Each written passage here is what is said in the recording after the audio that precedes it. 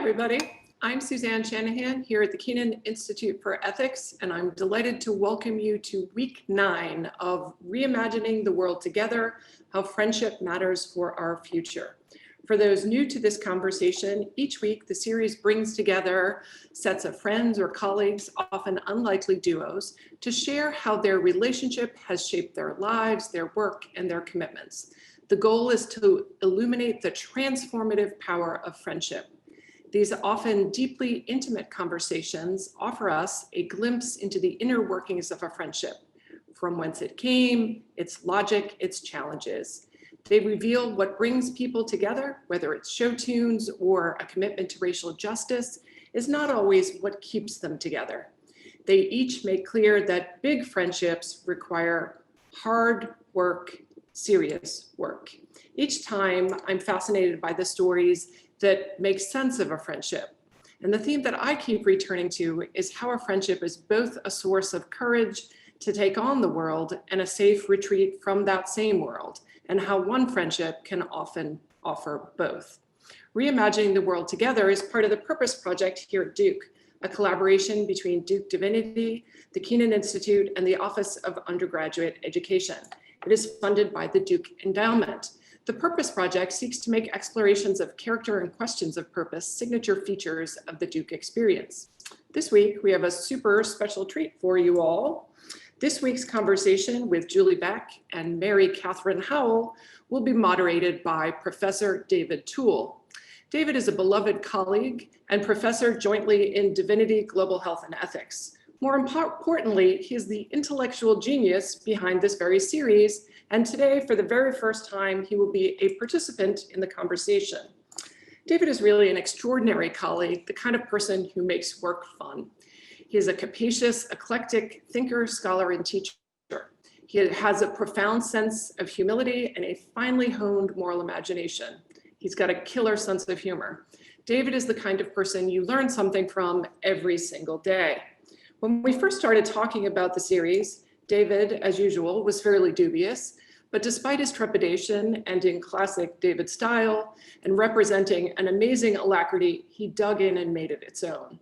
I've been at Duke a very, very, very long time, and this series is full stop one of the most creative, thoughtful, and timely things that I've ever been a part of. Each week there is a line, an idea, or an exchange that follows me, almost haunting me through the week, challenging me to think more deeply and act more impactfully. It's been such a gift, now in this time more than ever. Thank you, David.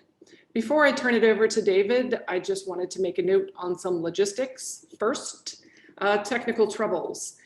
In this new Zoomified reality, tech is often problematic. Please know if something happens, we have a whole host of individuals behind the scenes working to resolve it swiftly. Also, please note that if you have questions, forward them on, and at about 6:05, they will be passed on directly to David to begin the Q&A portion of the conversation. And with that, I'm going to turn things over to David and let the magic begin. Have fun, y'all. Thank you, Suzanne. I'm not used to having Suzanne introduce me with such gracious words. So thanks for that. We may get to, when I introduce Julie in a moment, you may get a sense of my killer sense of humor. I hope that that's how it's taken when I introduce Julie. I went back to some of your popular science articles. Anyway, the way I am going to do this, which is departs from normal, is think of this as sort of biography on the fly. So having participated in this for the last couple of months, sometimes what happens is we hear about the friendship, but we don't hear enough about the people who are friends. So I wanted to start by getting a little bit better sense, both for myself and those watching, of who each of you are. And my plan for doing that is to basically give you your bio that would be close to what Suzanne might have read, but to just read it to you as if I'm telling you who you are. And then I'm going to use that to ask you a kind of broad question to talk a little bit about yourself, and we'll get started that way, and then we'll move on to your friendship. So Mary Katherine, I want to start with you, and here's what I have for who you are. And of course, I should say, when I turn it over to you with a question, you can correct anything that I'm about to say that's wrong. You grew up in Alabama, started college at the University of Alabama with an interest in psychology and Arabic, and studied abroad in Cairo. before transferring to Northwestern with a deepening interest in Arabic and the Middle East. And there you majored in Middle Eastern languages and cultures and psychology. While still a student at Northwestern, you spent time in Palestine working with the Center for Victims of Torture and with the UN designing an English program for children in a refugee camp. After graduation, you went to Pakistan and worked for an organization dedicated to the well-being of children. You then had a variety of jobs back in the US before pursuing and earning your PhD in clinical psychology from Howard University. You now have a postdoctoral fellowship with the Department of Veteran Affairs, where your research focuses on sleep disorders and PTSD. Now what I want to do is have you fill in the gaps, in a sense, of that, or correct me if you need to. With these sorts of things in mind, like how does, because this is what strikes me when I read that bio. How does someone who grows up in Alabama, first of all, get interested in Arabic and the Middle East? How then do you follow that trajectory into working in Palestine, working in Pakistan? This really looks like a trajectory into an international career in the Middle East or beyond. And then somehow instead you end up back in the US and you pursue a PhD, but not only that, you pursue a PhD from Howard University, which is one of the better known and sort of premier historically Black universities and colleges in the country. And I'd like to hear about the choice of going there versus other options. And then recently, then moving into the VA where you're working on PTSD. So what I'd like to hear is like, how do you get from that young girl in Alabama who suddenly gets an interest in Arabic all the way through to Howard and now the VA? Yeah, absolutely. Hi, everybody. I can't see you, but you can see me. So nice to see you. Growing up in Alabama, I grew up in a white flight suburb. And I first started taking an interest in the Middle East generally, in the language of Arabic, and then Islam as a religion, just really curious after 9/11, actually. And, as kind of trite as that sounds, I just noticed that there were a lot of like really strong emotions around 9/11. And a lot of those kind of related to strong fear emotions. And I noticed that that strong emotion of fear was creating a lot of experiential avoidance on people's parts as far as like understanding and wanting to learn and be curious about this region, and sort of separately, but not totally overlapping, just a little overlapping, Islam is a religion, and that kind of fed like my language interests. So yeah, I just kind of felt at that time, and I think this grew with some like increasing academic exposure, that I wanted to try to approach some of the things that I saw that other people were avoiding learning or avoiding being curious about, and hoping to kind of help my community, or I don't know, different communities kind of resolve some of their fear that was getting in the way of them being able to act effectively in their relationships with other people, and even in terms of like countries' relationships with each other. So, okay, that leads you to Northwestern, leads you to Palestine, and then leads you to Pakistan. So talk a little bit about that and how that didn't end up being where you landed. Yes. So at that point, right, I was still heading to sort of like a loosely international development type career. I still had that interest in psychology, but I think at the time I thought, wow, wouldn't it be cool to be able to, do therapy in multiple languages? Wouldn't it be great to be able to kind of support other departments of behavioral health, maybe for different Middle Eastern governments, and sort of, just act as like a consultant or thought partner to those, those government entities. And then it was actually Arab friends, mostly in Palestine, that started saying things to me and my then boyfriend, now husband, who's there with me in Palestine working. He was there working longer than I was because he had a fellowship there. And we, our Arab friends were like, hey, it's awesome that you guys know so much about us. And we really appreciate your care and, everything. But have you guys thought about how some of the same types of injustices that happen here in Palestine also happen just different context, different history, different flavor and version, but in the United States, like, how much do you think about the way your country treats Black people? And we were both kind of like, we're not like studying our own country academically. We're super invested in this region. And again, that's great, but it did sink in initially, and then more over time, like, wow, why are we so sort of, I don't want to say obsessed, but really invested in this other region when there's a lot that is, we have lots more like lived experience, as my husband identifies as white as well as I do, like white people lived experience in the United States that would inform maybe a little bit more of us being effective change agents at home. So anyways. And then, so I get a pretty clear picture of clinical psychology at this point, but so now you're thinking of pursuing a PhD and you decide on Howard. Yes. So, yeah, I think when I moved to DC, because I had already kind of seen in undergrad the value of cross-cultural relationships in my life, I wanted more of that. And so I thought really intentionally about like where I wanted to live in DC, where I would be able to like get to know neighbors from lots of different socioeconomic or racial and ethnic backgrounds as mine. And so I moved to DC, and then also ended up working for an outpatient mental health clinic, where the majority of my clients at that clinic, when I was a case manager before I started my PhD, were adults with severe mental illness, and also the clinic was mostly funded by Medicaid. So that means that most of the clients there were living at or below the poverty level. And so that was a really important venue too for me to, develop relationships, even though professional, with people from a different background as I had. And it was also a majority Black workplace as far as my coworkers and my supervisors were Black. And I started to see some of the benefits in my own life as a white person, just in terms of like my own, not just my own white racial development, but like even a lot of other areas of my life. I just felt really blessed by those like personal and professional relationships.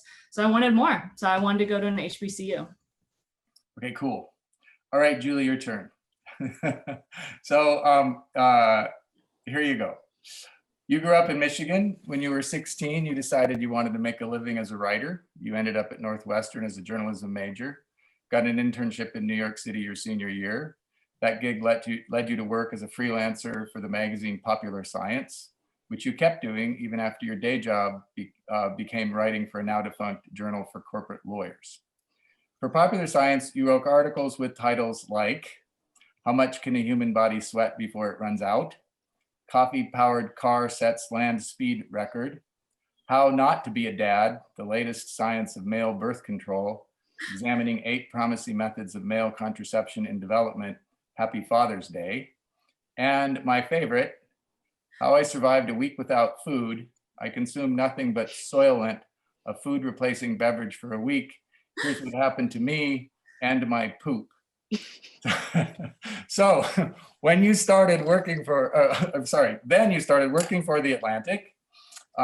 You were, after Popular Science, you were the assistant editor for the health section, and then for the health science and technology section. So a sort of natural jump from Popular Science. Then you moved to the family section, where you're now the senior editor.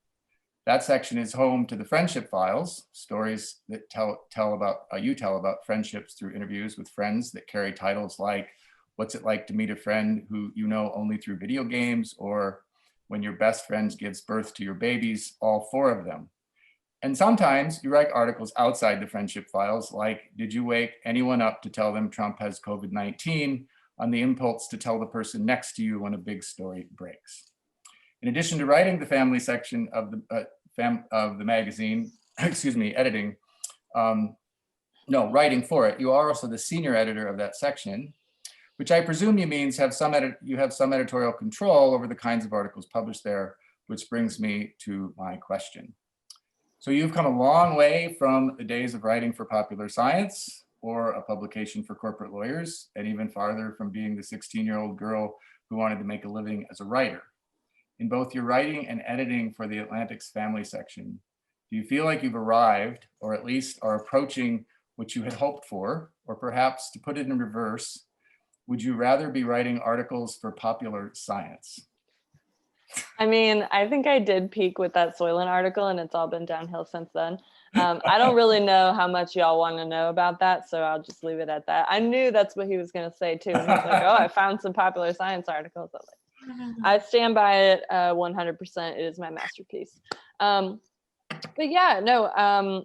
I actually, the internship that you mentioned that I did in New York while I was still at school, that was at Popular Science, and so from that internship, I just kind of like had those connections with the editors I worked with there, and I kept freelancing for them throughout the rest of my senior year at Northwestern, a little bit afterwards until I got that job writing about corporate law, which was a great first job, although the magazine no longer exists, RIP. But yeah, I think the freelancing that I was doing for Popular Science and other places, I think was definitely more relevant to what I ended up doing at The Atlantic, although like, you know, I honed a lot of skills at the corporate law magazine, even if like the subject wasn't my favorite. But I think, you know, I've been at The Atlantic for 7 years now, which is a long time in media years. And over the course of that time, I think I have been doing similar things. Like I was always interested in writing about relationships and, you know, sort of human behavior and psychology to a degree. And that is a lot of what I was working on the health section and health science tech section. But we didn't have a family section at that time. So like that is what made the most natural sense for it. And when we did have a family section, I started to see like, oh, maybe all of these things that I'm interested in are a more natural fit for that section. And the woman who ran the section before me is a good friend as well. And luckily I was able to, you know, my bosses supported me like making that shift over there. And now I run the section. So I do feel like I've sort of been like, you know, asymptotically like moving closer to what I've kind of landed on now in terms of what I'm most interested in and like where I want to spend my energies. Okay, cool. So now it's time to talk about your friendship, since we have a little bit better sense of the two of you. And Mary Katherine, I thought I'd start with you there, as Julie knows well because she interviewed Ann and Aminatu, who were in this series a couple weeks ago. They like to make a distinction between how did you meet and how did your lives become embedded in one another. So I'm going to ask you the how did you meet question. So tell us that story. Okay, well, Julie, you should chime in too, because we've just told it so much because it really is pretty comical.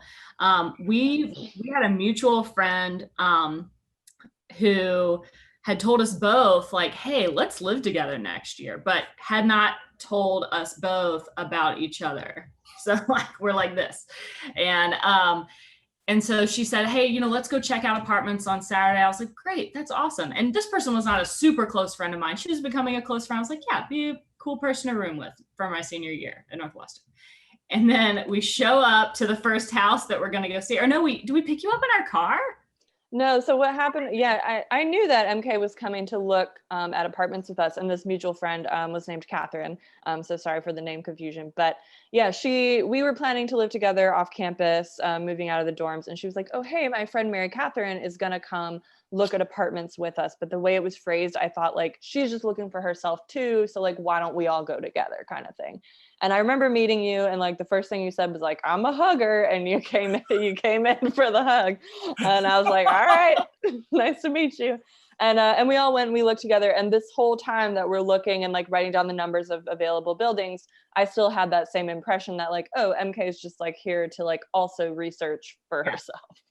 We didn't like our experiences interacting in person did not make us think otherwise about what was going to happen. So I got to interrupt for a second because so Julie, are you a hugger? I'm not a hugger, but it wasn't like, I think maybe more over time, but it wasn't my first instinct by any stretch. But yeah, so what ended up happening is we went out, we took down all these numbers, and we went back to MK's dorm to just kind of like compile what we had found. Yeah. And we both like kind of turned to Katherine at the same time, or like one right after the other. And we're like, okay, so we wanted 2 bedrooms. And we like look at each other, we're like, 3 bedrooms? And that's how it kind of came out. And yeah, the 3 of us ended up getting a house together. So why did this mutual friend not like just say that what was the plan there? It's unclear. Why do any of us not say all the things that we probably could have benefited from saying? So how long did you live? Was it just your senior year then, and then you departed? For me, Yeah. yeah. It was That's my right. junior year, her senior year. Yeah, okay. So now, that's the kind of meet and greet story, which included the I'm a Hugger, which is a great addition to how that went.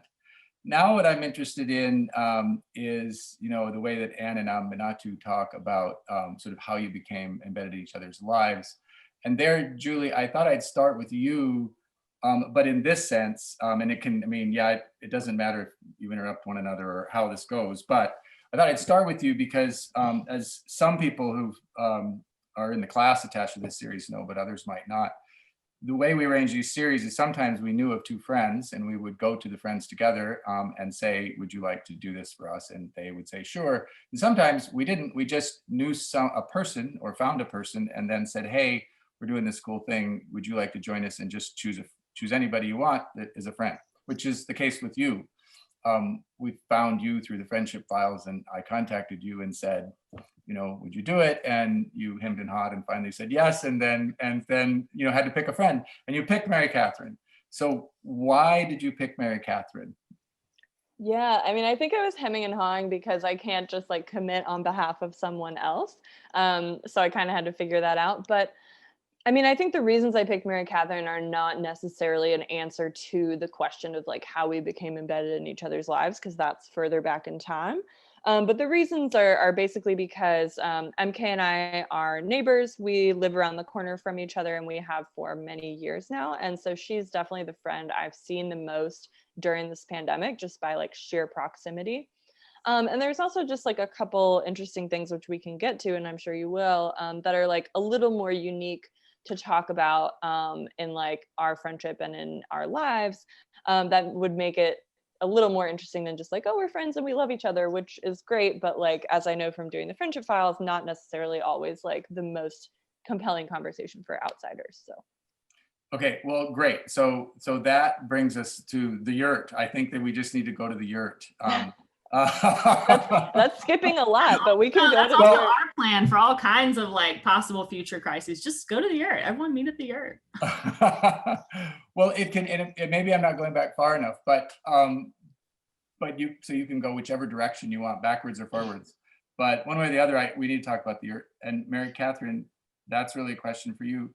You had mentioned the Yurt to me the other day, and one thing I didn't really ask, and maybe this is an earlier part of the story, is I know that you live in Washington, D.C., but there's this whole land thing in Virginia, not too far away, I assume. So maybe that's the place to start. Like, what's going on with the land, first of all, and then the Yurt, and how does that link back into this friendship? Yes. So my partner's dad is an eminent domain lawyer, and somebody one time was like, hey, can I pay you in land, essentially, one of his clients. And his family has this land that has no built structures on it except for this yurt that me and my partner built when we were still dating with some of his high school friends. And so we started to have this like intentional, basically big weekend camping trip once a year with tons of friends and family and everything. And we had it, so me, my partner, and then also my partner's best friend from high school, Bradford, all three of us said, like, we want to have this intentional time every year where it's a big fun camping trip, but the intentional aspects are relationally intentional. Let's all build something together. So like one year we did tables, one year we did benches, things like that. Another intentional thing is let's all have one big feast together. We're all cook it together, we eat it together, we sit down together. And then the third intentional aspect was like sort of an intentional time of sharing where we kind of go around and we ask some kind of prompt, like, where have you seen goodness in the past year? Or where do you feel like you're kind of passing through some kind of door in your life? Like sort of ambiguous kind of, or I shouldn't say ambiguous, I should say, just kind of like broad life questions that are also kind of intentionally spiritually diverse too. So they're kind of like getting at deeper things, but they're also not, we try not to make them kind of like overly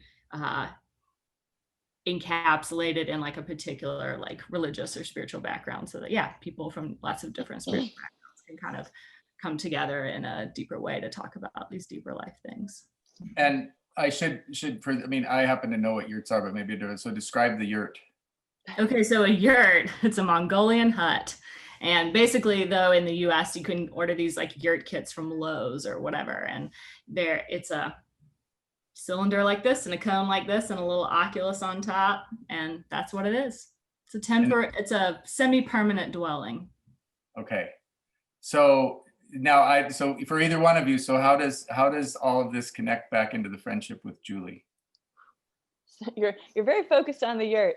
Yeah. I should say, I mean, I understand. Wants to come to the Yurt. Everybody loves the Yurt, but I will say, so I wasn't there for the building of the Yurt, just to be clear. But yes, let me rewind slightly and then fast forward. Okay. So basically, MK and I lived together. I'm gonna fast forward through this real quick. So MK and I lived together her senior year, my junior year. She graduated, I had 1 year left. And then after I graduated, I lived in Chicago for 2 years before I moved to DC, which is where we both currently live. And so like during that kind of 2 to 3 year period, I guess it was, we did visit each other some. Like I came to DC, she came to New York when I was on that internship. She came to Chicago a couple of times. So we were like in touch. And I also went to her wedding during that time, which was a big celebration. And you were visiting the weekend Walter proposed to me too. I did, yeah. I was always like at the edges of like big life moments. So I came just to spend time with them. It was an Easter weekend. And then I came home and like my flight had landed and I got a text from MK with like a picture of the ring and like Walter had proposed like hours after I left. So that was really cool. But yeah, so then fast forward to right before I'm about to move to DC, is when we had this first inaugural camping trip, which we call Land Fest. And I came down to DC. I was planning to do this trip anyway, and I didn't know that I was moving until like right before. So I was kind of trying to like pack in, looking at apartments and stuff around driving to Virginia, and it was kind of a mess. But yeah, so we went down. It was like maybe 20, 30 people, friends of MK's, Walter's, Bradford's, like a very wide group of people that had come from different places. And it was just all the things that MK described, like building a table together, having this feast, having this like sharing time in the rain, trapped in the Yurt, so we can bring the Yurt back into it. And yeah, and then like a month after that, I like moved to DC for real. So that trip has kind of been like an annual, like almost like the anniversary of like me moving to DC, which although we were definitely friends and like even close friends before, I think living in the same place is like what embedded us in each other's lives, to use Anna Naminatu's phrasing. So I hope I tied it all together. I did my best. Yeah, you did good. And it was never really about the Yurt, although I mean I have to admit, But it is. the Yurt's a nice aspect of the story, but it was about this Yurts, David. See if we can get to a Yurt, buy Airbnb or something. Yeah, we'll do the next series in a Yurt, I think. That's so. Yeah, so you moved to DC, Julie, and then you move. How close are you when you're now living near each other in DC? Well, when I first moved to DC, I lived in a group house just with roommates from Craigslist, and MK and Walter were still living in their first apartment. So that was probably like a 15-minute walk away. Then MK and Walter bought a house with some friends, and we'll get to that. And so they were much closer. And then I've moved 2 times from that house to an apartment by myself. And then just like a month ago, 3 weeks ago, from that apartment to this apartment I'm in right now.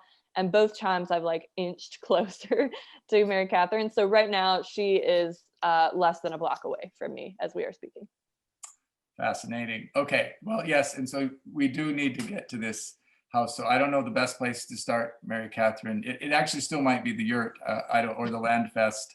But somehow or another, you and some group of friends decide to do what to some of us seems like a crazy thing. Yes. So, yes. So tell us about that and how that came to be. Yeah. Well, something that in our previous conversation I didn't really put together, but I'm like kind of putting together this moment, is that before I roomed with Julie in college, my roommates and I got along, but we weren't really tight. But I feel like Julie and I, through like a lot of time, just us in that space, like, so a lot of time in proximity as an ingredient. And then plus like both of us obviously going through lots of fun things as you do in college, but like also going through lots of hard things, like even within the year that we lived together, and just kind of really like being there, like being present in hard things was, to your point, like Julie, exactly. Like we became so much closer through Landfest and so much closer through moving. But I feel like those ingredients did, like, you know, you're one of my best friends in college, even still, like while I was in college. And I think that almost that first taste that I got, because that was even before I was married too. So I didn't have the taste that I feel like now marriage also gives me of like, yeah, having like fun, romantic, whatever, delightful things. And also part of like the intimacy and the bond being like going through really hard things together and being present with each other in hard things. And I think like you kind of gave me like that first taste of that in my life when I think about it. Like you're the first person I lived with where I was like, oh, whoa, we're going through deep, hard things. And also we're having fun too, but that being like really powerful. And then I kind of like wanted more of that. And I think that's sort of in some ways what like led to me buying a house with these other friends too. So we're all tipsy at someone's engagement party, another mutual friend's engagement party. And Walter and I were complaining like, man, we thought we'd save up all this money our first 2 years of marriage. And then it's like nothing to what we need for DC to buy. And this is crazy. And we were just complaining, you know, and then our other friends, Shapri and Libby, were also, you know, kind of like, yeah, we were kind of thinking about buying too, because our house is getting done, you know, like we can't rent there anymore. The landlord needs it back. And we kind of don't want to just wait around until we're married or whatever to buy. Like, why wait? Like maybe we could buy now. So we said, oh, haha, wouldn't it be fun if we all lived together? And we knew these friends from our church in DC. And so we said, oh, wouldn't that be funny? Haha, we'd be like the commune, like people at our church. And then we left it at that. Next morning, after church, Shapri comes up and she's like, Mary Catherine, I stayed up till 3 a.m. on Redfin. And like, I just think we need to go see this house. And maybe we'd all live in it together and be crazy and be really fun. And so she and I went, and that house was literally double the cost of the house that I'm in right now, that we live in still today, 6 years later. But it was just an idea house. It was like a catalyst house. And yeah, just through that time, a lot of family and friends were thinking, oh, this is really cool that you guys want to do. What a great idea, cost saving, da, da, da. But then plenty of other people were like, this is a horrible idea. It's full of so much risk. And we just tried to kind of keep both of those types of people close, like kind of keeping our critics close. And yeah, they helped us create this equity share agreement where we talk about how we split the mortgage and the monthly mortgage payment and what happens in all these extreme situations. Like if one of us suddenly dies, like how do we handle the mortgage? All those things. So 6 years now. 6 years, and how many people? Yeah, so we grew from 4 people and a cat to Libby got married a year into us living in the house. And then me and my partner now have a son named Zion. And then Libby and her partner, Xavier, they have a daughter now, Esperanza, and she goes by Zaza. And the alliteration is not intentional, of Zion and Zaza. And then Shapri also brought a dog into our home, so named Henry. So Julie, when all this is happening, like I assume you're watching it from afar or maybe from close, like what are you thinking about this friend of yours who's doing this thing? I'm watching it from around the corner. No, I thought it was really interesting. And like, you know, I obviously wondered about like some of the questions she just said, like, what are they going to do in this case? And what are they going to do in this case? And like, of course, as a friend, I like think about that and worry about it. But at the same time, like, you know, I've known Mary Catherine for a long time at this point, and I've seen like the way that she lives in so many other ways, whether that's with land trust, which like does have, it's not like radical, but it is like has these intentional components, and like she's thinking about it very deeply. And then also the way that she is with like her neighborhood and her church and like just work that she does in the community. And so like it wasn't shocking to me to hear that she would be interested in something like this. And it's been really cool, honestly, to like see it come together and to see it have such longevity, honestly. And, you know, I before the pandemic, I was over there all the time. And it was just like, it was a really great place to drop in because like there's always people there. There's always something happening. Usually there's food on the stove that they will make you eat. And it's started from our early days from like feeding you pancakes in your bed. Yes, she used to feed me by force a little bit when we lived together as well. But you know, it was just like it's like a very warm place to go to, and you a very warm and welcoming place, and I really love visiting. I don't know if I would want to live that way myself, but I love that it exists. And I love going to see it. And I was there to help do some of the demolition when they were remodeling. Yes, So I'm always on the edges. And then I know that you wrote about this or did an interview with friends who have done something similar, right?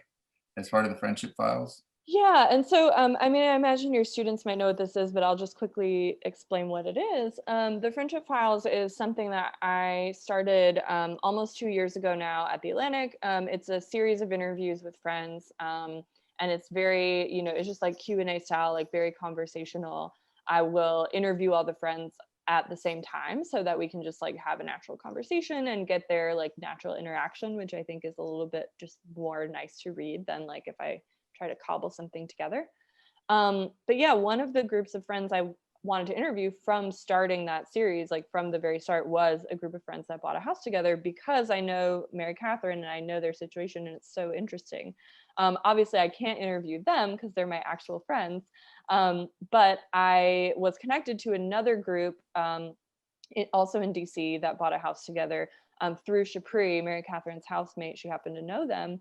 And so I interviewed them, and we had a whole Friendship Files with that. And so it was interesting too, knowing MK and her house, to kind of get a different perspective on that same thing and just see another way that it can work. Like, it's certainly not a common arrangement, but neither is it like an isolated weird thing that like just MK did.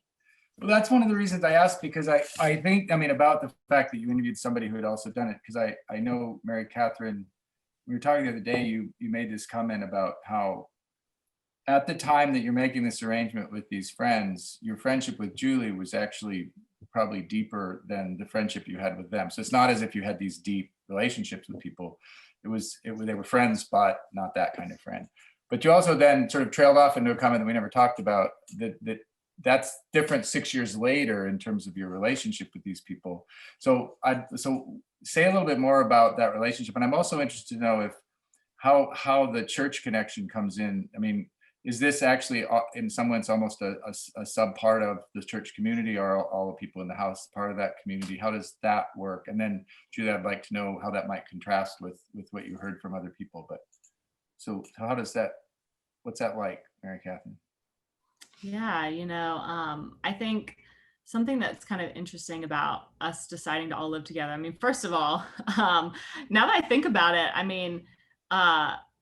in I guess that sort of season, things that we didn't talk about, like when we were chatting the other day, are that, in my mind, I guess I was just like really kind of curious to build on this conversation that I had had at this party, with these friends, and they were kind of interested in buying. And when I think about it, like in my life, I don't know what it would have been like if I had started off with like a super close friend like Julie. Maybe it would have just been more awesome, but I guess it would have been different in some ways to like mix kind of a really close friend with friends that I'm not as close to. So I don't know. Because obviously it worked out kind of in a funny way for you and me too. Because like you and I were both closer to Catherine, our college roommate, than we were to each other. But then something cool happened anyway, I don't know. I'm just interesting. Yeah. So Julie, you said that when you interview these other people that there's like other ways to do it. So what's your sense of the difference between Mary Catherine and her friends, housemates, and the other people you talk to? I don't know if it's actually that different in terms of how they've set it up. So I didn't necessarily mean it that way, but it was two couples, this house. And one of the women was pregnant when they were buying the house together. So they've since had a baby, and now she lives with them too. So it's similar in that regard. I just meant more like it's interesting to hear other people's thoughts on it. And like, because we're friends, I haven't ever like sat MK and Shapri and Libby down and been like, so tell me like the philosophies of, not in the same way anyway. But yeah, it was really interesting to hear from them. They talked a lot about how, to some degree it's like financial, right? Like it's a lot easier to buy with more people, and DC is expensive, but in some ways they were also coming into it married, which MK and Walter did, but which Libby did not, Shapri did not. And they, the expectation in our culture, right, is that like once you get married, like that's a closed system, and like you are, even if you like lived with roommates before or you did whatever before, like the expectation is you're gonna go and you're gonna live with your partner and whatever kids you may have, and like that's it. And I know that's like there are a lot more collectivist like cultures or subcultures where that's like less the case, but generally in America that's the case. And they, you know, talked about they felt very limited by that, and they wanted to continue to have deep relationships with people that they cared about outside of their spouse, and also just like not expect their spouse to be everything for them. You know, we have a lot of needs, and like to put that all on one person is a lot to ask, but that is kind of like the norm in our culture. And I talked to them before the pandemic. It was like last December or something, I think. And I feel like that's only been more obvious since the pandemic, when we're just like holed up by necessity with whoever we happen to live with. And it's like, well, you're it. Like, you're my entertainment. Like, you are my like confidant. Like, I mean, you can still call people and Zoom people and have your social distance hangs, but it is like, it feels very real. Yeah. What's the pandemic experience been like for you, Mary Catherine? Does that sort of bear itself out that you've got at least more options in the house?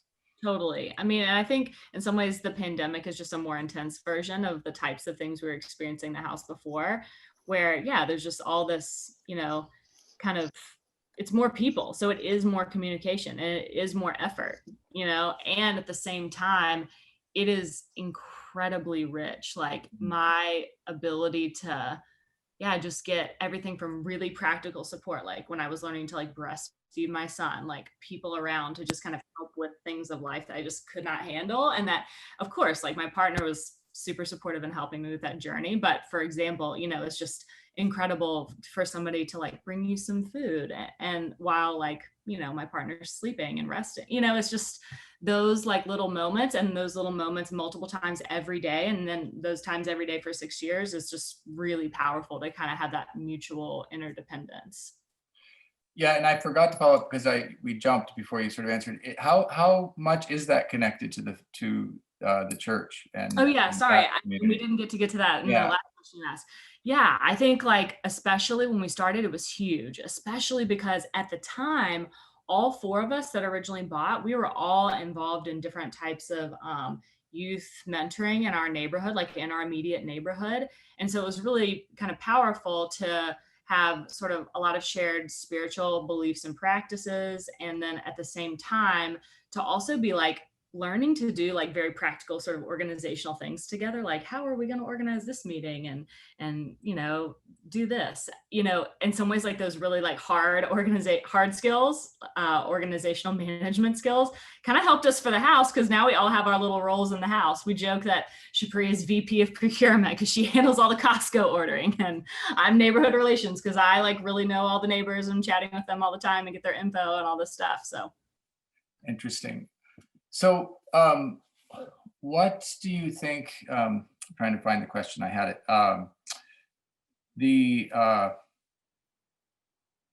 Well, I lost it, so I'll move on to another one. No, I don't want to move on to another one. It has to do with the friends in the house. Oh yeah, I remembered it, thank you. So you're really different. Like when you listen to the biographies, right? There's your beginning in Alabama and doing the Arabic Middle Eastern thing, and now clinical psychology. And it sounds like Julie, from, you know, almost from the beginning, you wanted to be a writer and a journalist. And so in a career sense, you live in really different lives and really different trajectories. And clearly your life, Mary Catherine, is centered in your faith and your church in some profound ways. And you said the other day, Julie, that like, that's not you at all. So how do your differences, which seem pretty dramatic in a lot of ways, play into the friendship? I mean, maybe play in positively, negatively. I mean, how do you think through the fact that you're really close, but you're also really different? I think you want to take a stab first? Okay, cool. I don't know. Did I just get muted too? I can't hear myself, but if you guys can hear me, then that's great. I can hear you. Okay, great. Awesome. It was just my computer for a second. Yeah, I think that for me, I don't know. I've just noticed that in my life, it doesn't serve me well if all my friends are just like a mirror image of me, that there's almost like a weird inherent narcissism in that. And that there's something about being in like deep, like loving relationship with people that, yeah, have all kinds of difference with you. I mean, and even like my husband and I, we have lots of differences too, that being in like a deep, yeah, long-term friendship, that having like, yeah, just lots of different people in your life, that I've just noticed that I don't know, enriches my life in like a really kind of like profound way that I don't even know if I have words to describe it, but I just see that as so important. And I mean, I guess I was sort of talking about it earlier in this time, like with regards to like cross-cultural relationships, like people of different like racial and ethnic backgrounds than mine. But yeah, I just see, I see it that way with all kinds of domains. So for me, like, I don't think it serves me well if I'm in some like holy huddle with only people who like believe the same way that I do religiously. I don't even think that's good for like my spiritual development, let alone like my moral development and just like who I want to be. Like, yeah. So yeah, that's kind of how I feel about in general in my life, like having close friends where we're not just kind of, I'm not just like looking in the mirror at myself, where the reason that I love somebody is just because, oh, they just remind me of me. You know what I mean? Like, I think it's really like one of the beautiful things about, intersectional like diversity in communities and in like friendships too, to like grow us. How about you, Julie? Oh, your audio's gone. The same thing happened. Oh, there you go. Uh-oh. We need backroom help because Julie's audio is gone. Plug my. There you are. Okay, so we're Good just now. Yep. We can hear. Hopefully, you don't hear the fan or sounds that you don't want to hear. Anyway, there's a lot of things I could say, and I'm trying to kind of sort through my feelings. I mean, on one hand, right, like we're both white women that like went to Northwestern and like have a lot of shared experience. So like it's not a cross-cultural friendship in that way. Like we both have that in different areas of our lives, but like there's a lot, you know, that's in common in that way too. But I think, yeah, I'm not a really religious person, but I talk about faith with MK all the time, not all the time, but a good amount. And I think for me, obviously there's things that she and I connect over that we like both really love or both really interested in, or just like we have similar senses of humor and find like dumb things funny. And so there's tons of points of connection. And then like the points of difference are where I feel that I can like learn and grow from her and through her, and also just like appreciate something that's like not what I would do, you know? And that doesn't mean it's great for you, not for me.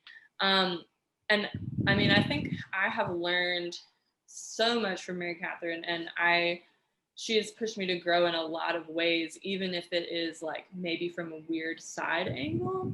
And like what I mean by that, right, is like a lot of these things that she's talking about that she does are motivated in some way by faith for her. But I like look at that and I see the value in that, even if it would not for me come from that same place of faith. And so like these like relationships across difference, these like being invested in your community, like just thinking deeply and intentionally about the relationships that you want to have, rather than saying like, well, you know, this is how it's done, and like society kind of puts you on this path to like form your life in a certain way. And even if that is what you want, that kind of traditional thing, like to think about it and to think about the alternatives and like actively choose it as opposed to like passively follow it along, is a big difference.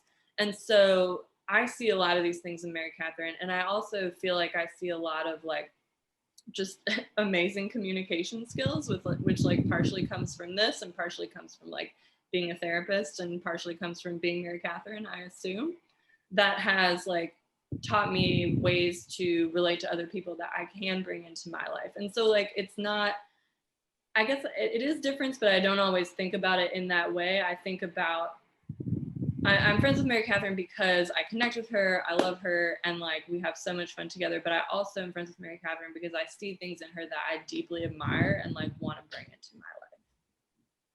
Great.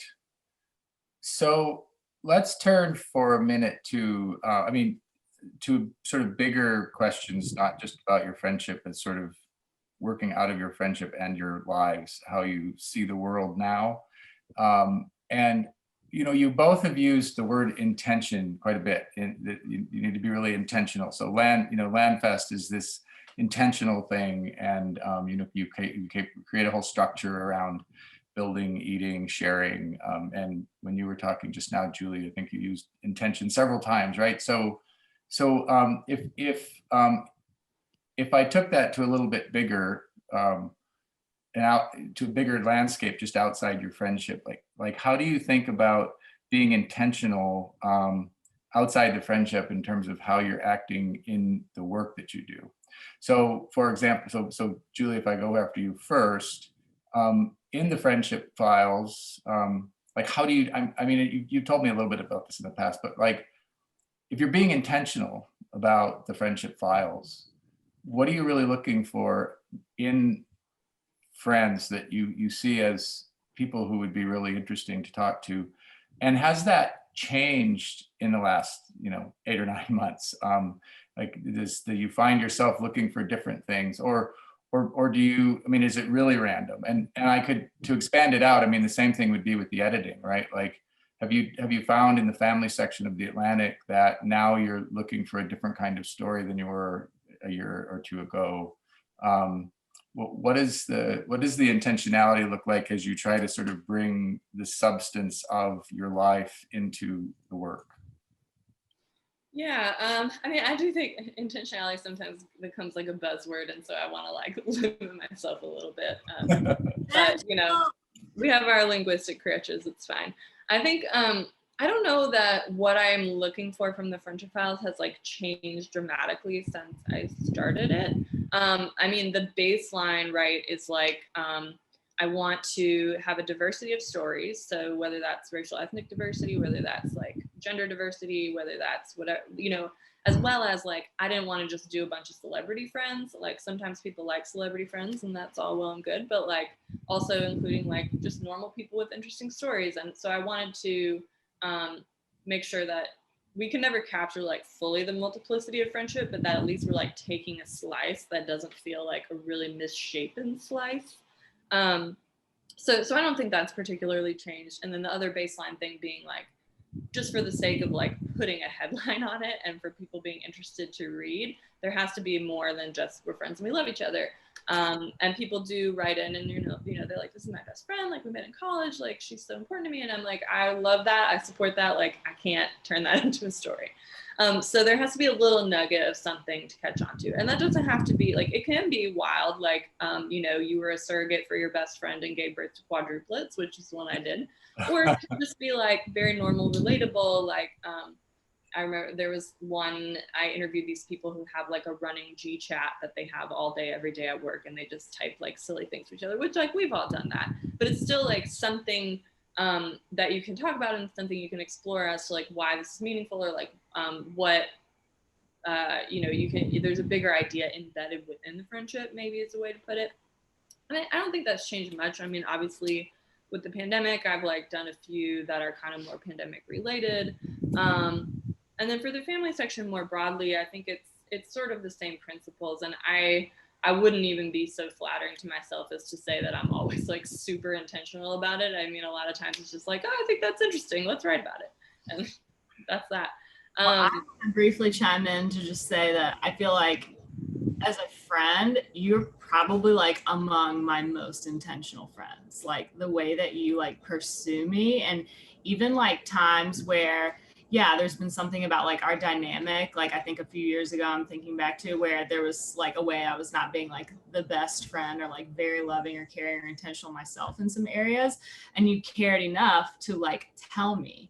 And like that, when friends can like be really honest with me, and I've only had a few friends in my life that are like this, but you're probably like the friend that's done this the most for me, is like say something when you're like, hey, like can we do this because I think this would like benefit us better, like, and that's something I like treasure about our friendship. And so I feel like, at least in the way I experience your friendship, you're like extremely intentional with our friendship and that you like pursue me as a friend. And I just feel very, yes. That's really sweet to say. I mean, I feel like anybody else, I like, you know, fall out of touch with friends all the time, or like I forget to text for like a few weeks, and you know, so I wouldn't say that it's like, oh, I'm like super prioritizing these things all the time. I feel like it's more like I'm striving to do better at that, like as I go. And especially in the pandemic, like you have, like, if you don't do something, you're not going to see anybody, you're not going to talk to anybody that isn't like in your house. Yeah.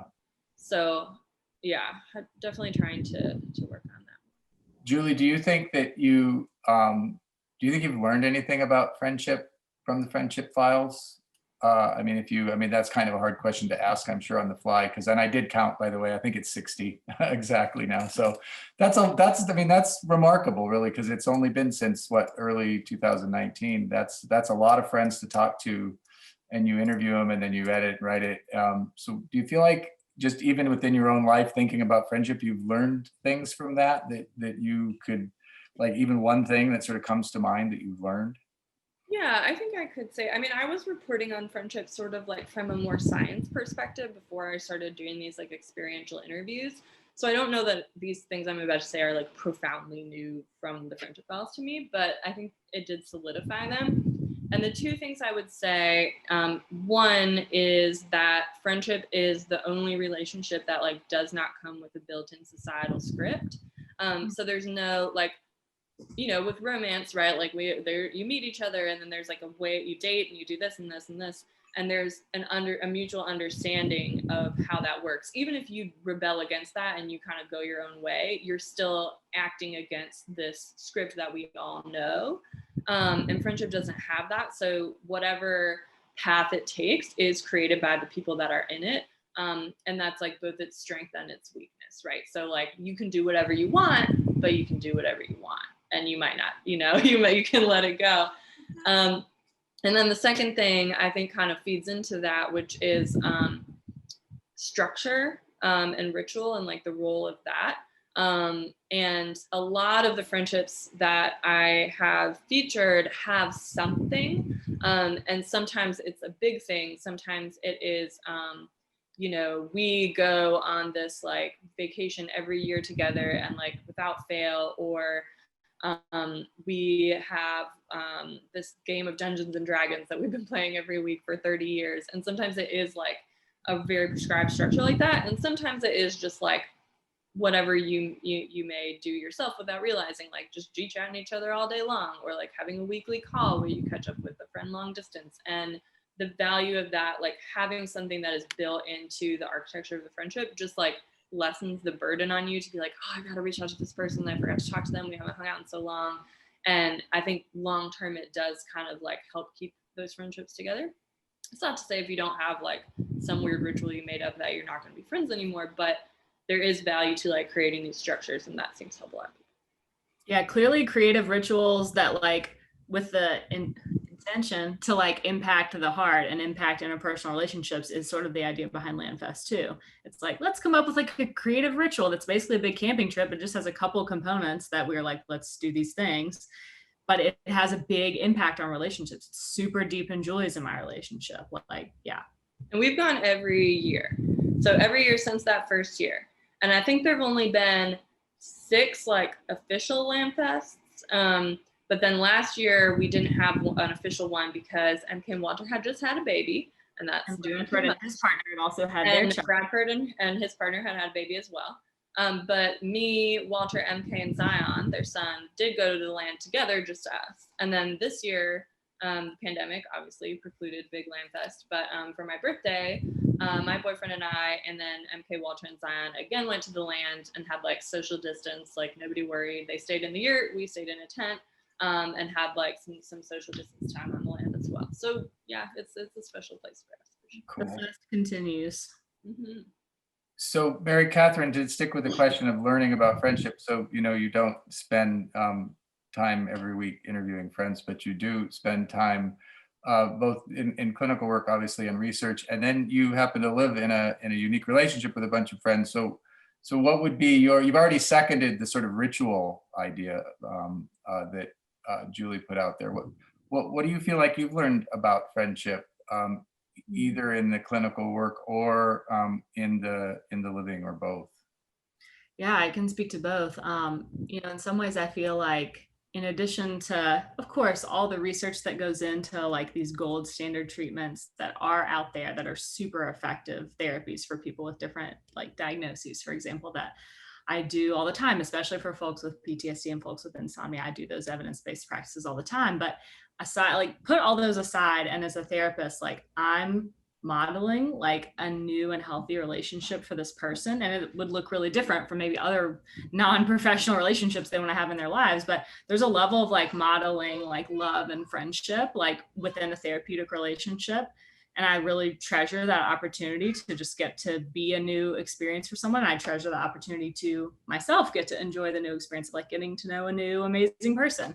And so I think that in some ways that's one of the most, there's actually all kinds of research that shows a huge amount of the total variance in like how someone does in therapy is explained not by like modality, although that's still important, but like it is explained by the level of like therapeutic rapport and relationship like between the two people. It's obviously important that be healthy and protected and professional, but yeah, I think friendship's like a huge part of clinical work, and it's a part that I really enjoy, especially as like a major extrovert that I am. And then I think, in the house, a huge piece, that I just really value and treasure about the house is like these insanely deep relationships, because we've just seen each other's lives at such an intimate level. I mean, like, really intimate, like caring for each other after surgeries and stuff like that, that's deep.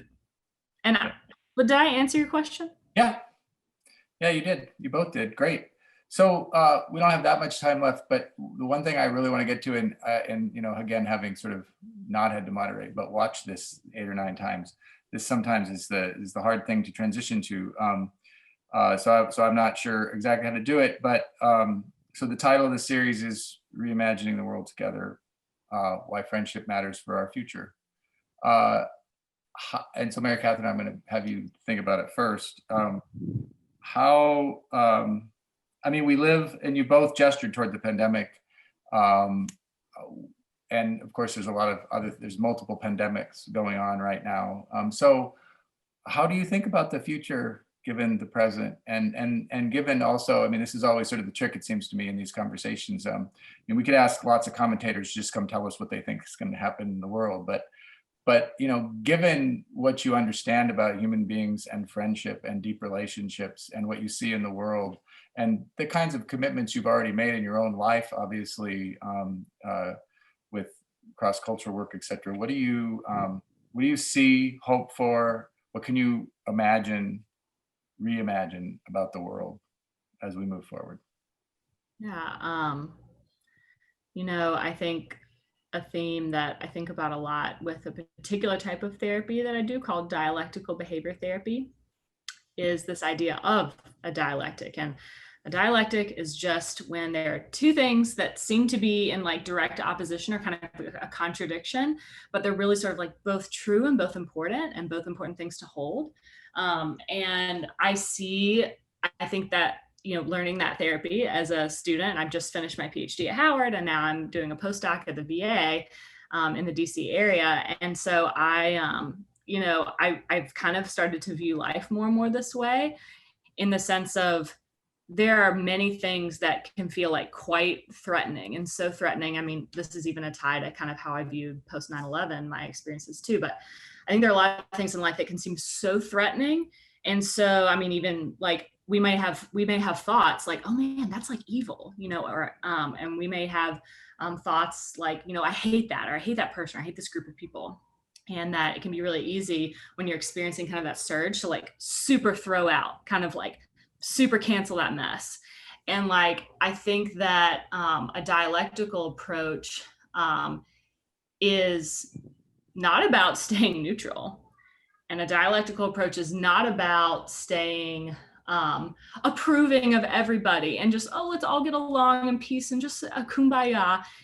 it's holding two things, even when there might be like a really important reason to attend to one a lot more than the other in a given situation.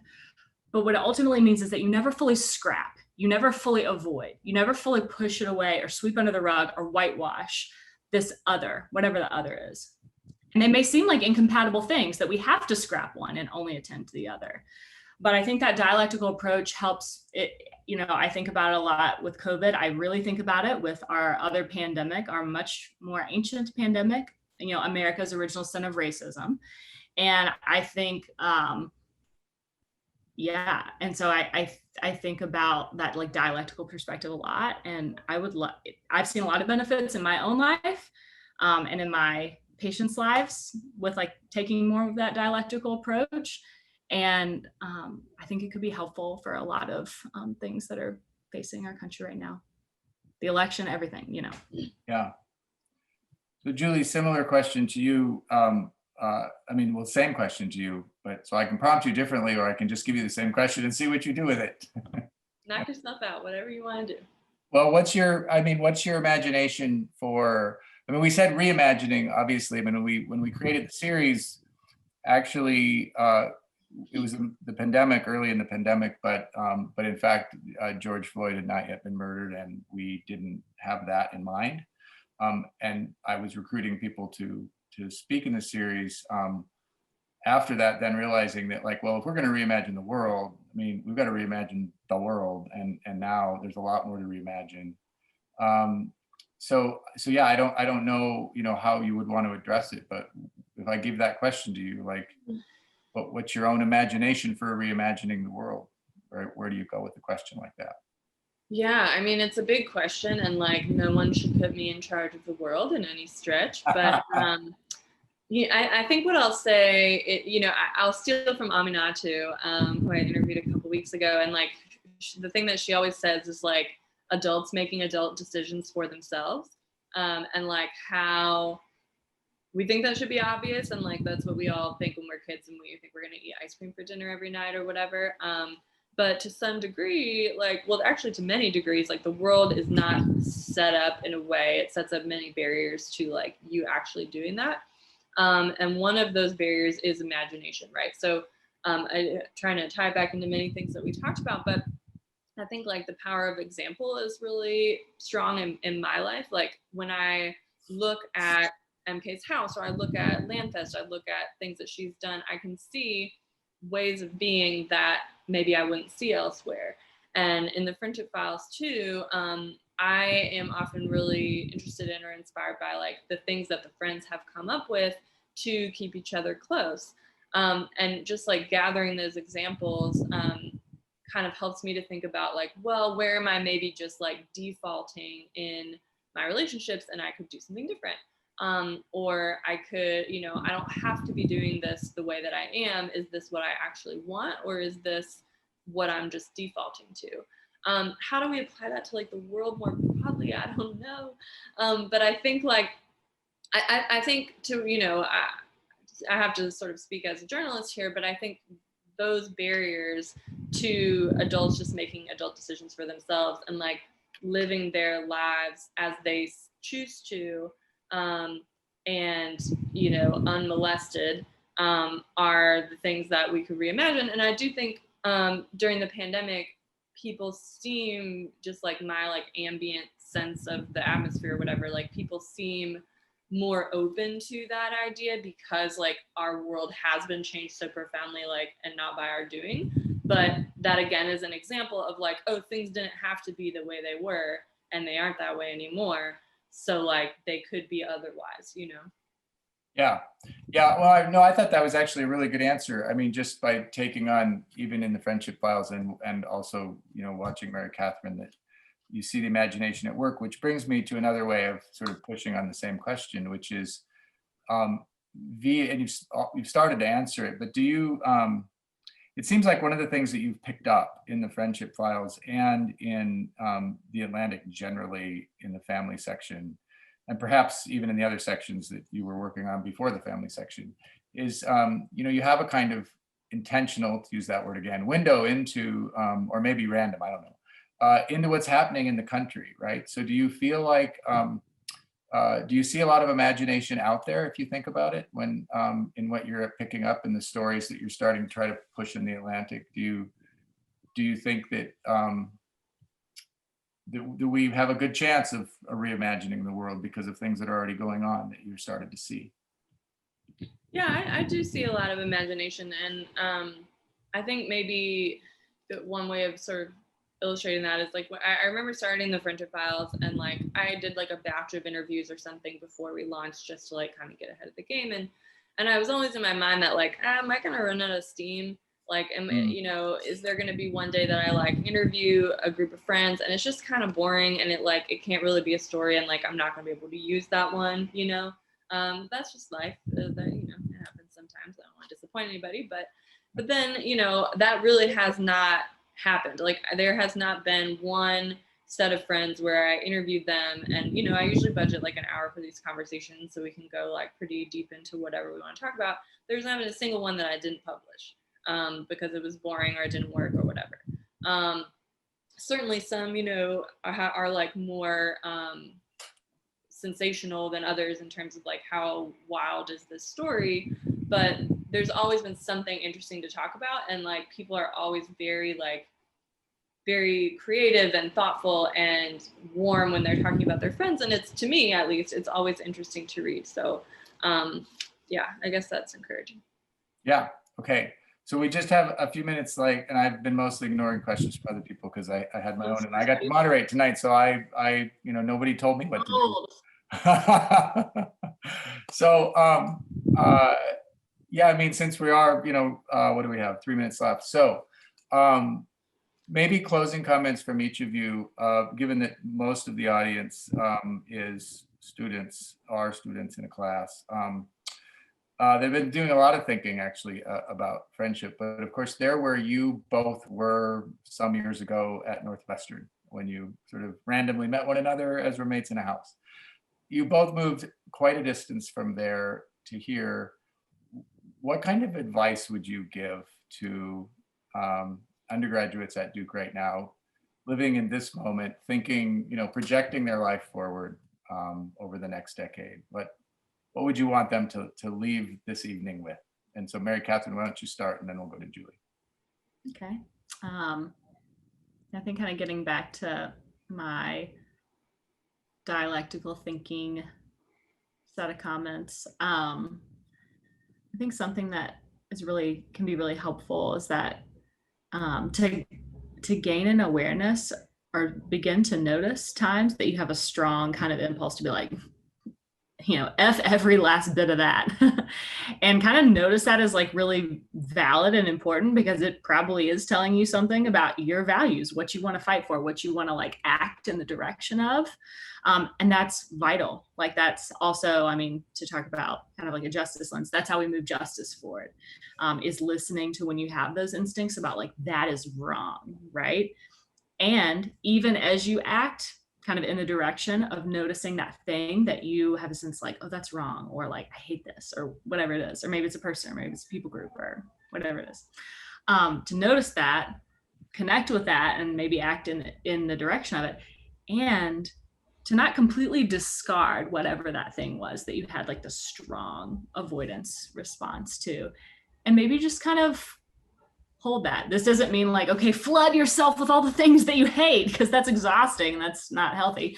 But yeah, not effective. But yeah, just to not fully flick it away, and to kind of like test out that idea that acceptance of reality and all of its diversity doesn't mean approval of all the things that are there. And the other bit of advice I would give, like on a straight up like friend level, is as you're kind of like winding up your college experience, maybe you're gonna like transition to something else. Maybe think of like 1, 2, maybe like 3 friends that you have made during college where you're like, I would really like our friendship to continue, and like maybe consider telling them that, even though it can feel like weird to do that, because I mean, again, I don't know if it's American culture or white normative culture. I don't know what cultural information comes to us in the sense of like, oh, we can't ask friends to be sort of like these committed relationships. But try it out. It could be really powerful for your friendships and help you transition to after college. Cool. Okay, Julie, you get the final word. Okay, can I talk even though it's 6:30?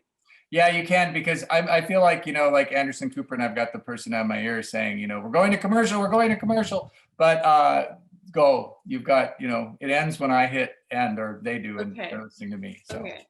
I guess the first thing I want to say, or the first thing I thought about when you kind of asked that question, is like, I feel like MK and I talked a lot about like the value of proximity and like how that brought us closer in so many ways, and like living close and living together and all that. And I just want to like acknowledge and like say that I'm very sorry that like you are not getting that experience this year. I know that it was like so valuable to us, and like I'm sure I don't have to tell you like that it's a lot to miss out on. And so I just wanted to acknowledge that that's like a huge loss, and it's really terrible, and I'm sorry. But at the same time, like I'm sure that you're already finding ways to keep your friends close, like in spite of this thing that was kind of foisted upon us. And in that vein, I guess my only like piece of advice, for whatever my advice is worth, is that friendship being this flexible relationship that it is, a lot of the friends say to me a lot, and I think research kind of supports this, that like, oh, when we got back together, we picked up like right where we left off. Like it was as though no time had passed. And I actually just socially distanced saw a friend who lives in Sweden and was in the US for work. And it was that same sensation. Like I hadn't seen her in a year, but it was like right where we picked up right where we left off. And I think, to MK's point a little bit, as long as both people are willing and like invested in the friendship, if there is a gap, if there is a time away where you just haven't spoken at all, or haven't seen each other as much as you want to, if you are both invested, like that friendship can be picked up. It doesn't have to fade away. It doesn't have to be like friend breakup. And like, if you extend each other that like kindness and understanding that like, yeah, I didn't reach out to you either, like the phone works both ways, then, if you reach out and say like, hey, I haven't seen you in so long, I really like miss you and I just want to catch up. Like if both people are into that, then like you can absolutely bring these things back. So I guess that's the only thing I would say, is like that flexibility can be a blessing if you use it in that way. Great, thank you both. It's been a lot of fun. It's been great to get to know both of you a little bit. So we are wrapping up now, even if we're 3 minutes over. And so thanks to both of you. And then we have 2 of these left. And one next week, 5:15, same time, same place. Suzanne will open us up by saying hello, everybody. And it is going to be Lisa Borders and Wendy Clark. We'll see you all then. Signing off. Good night, Julie. Good night, Mary Catherine. Good night, all. For having us. Good night. Yep. Thanks.